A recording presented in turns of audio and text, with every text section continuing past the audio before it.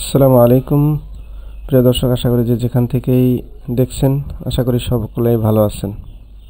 তো আজকের পর্বে আমরা জানব যে হযরত ওমর রাদিয়াল্লাহু তাআলা আনহু কোন সাহাবীর দাসের ব্যাপারে বলেছিলেন যে সে যদি আজকে বেঁচে থাকতো তাহলে আমি তাকেই পরবর্তী খলিফা নিযুক্ত করতাম।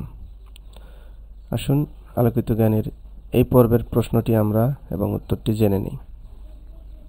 কোন সাহাবীর দাসের ব্যাপারে ওমর রাদিয়াল্লাহু তাআলা আনহু বলেন, আজ যদি সে বেঁচে থাকতো তবে আমি তাকেই পরবর্তী খলিফা বানিয়ে যেতাম? এ আবু বকর রাদিয়াল্লাহু তাআলা আনহু দাস, বি আব্বাস রাদিয়াল্লাহু তাআলা আনহু দাস, আব্বাস রাদিয়াল্লাহু তাআলা দাস, ইবনে ওমর রাদিয়াল্লাহু তাআলা দাস, আবু হুযায়ফা রাদিয়াল্লাহু তাআলা দাস। এই চারজন সাহাবীর দাসের ব্যাপারে এখানে অপশন দেওয়া হয়েছে, এর মধ্যে কোনটি সঠিক উত্তর হবে? আপনারা যদি আগে থেকেই জেনে থাকেন তাহলে অবশ্যই কমেন্টে জানাবেন।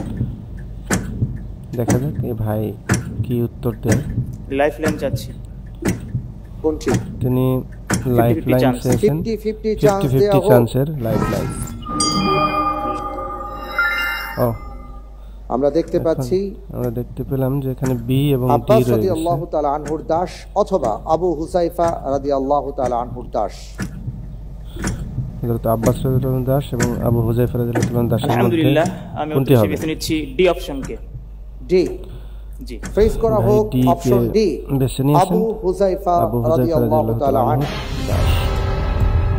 এখন আমরা দেখব উত্তরটি। আপনি কোন বিষয়ের চিন্তা থেকে আবু হুযায়ফা রাদিয়াল্লাহু তাআলা আনহুর দাসের কথা নির্ণয় করলেন? যতটুকু মনে পড়তেছে এই মুহূর্তে আমি হাদিসের কিতাবে পড়েছিলাম, সেই পড়া থেকে আমি হাদিসের কিতাবে পড়েছিলেন, সেজন্য এটাকে বেছে নিয়েছেন।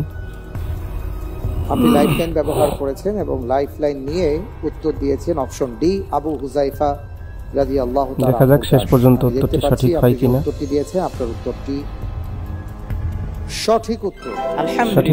আলহামদুলিল্লাহ।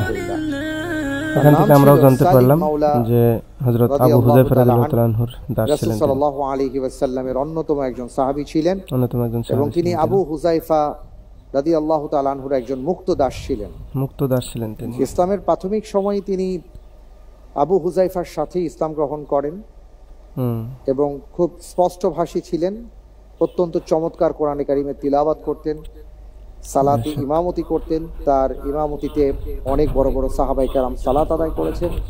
তিনি ভণ্ড নবী মুসাইলামাতুল কাজ্জাবের বিরুদ্ধে ইয়ামামার যুদ্ধে পতাকা বহনকারী হিসেবে অংশ নিয়েছিলেন। ঠিক আছে, যদি ভিডিওটি আপনার অবশ্যই ভালো লেগে থাকলে অবশ্যই শেয়ার করে সবাইকে এগুলো শিক্ষার জন্য জানিয়ে দিবেন।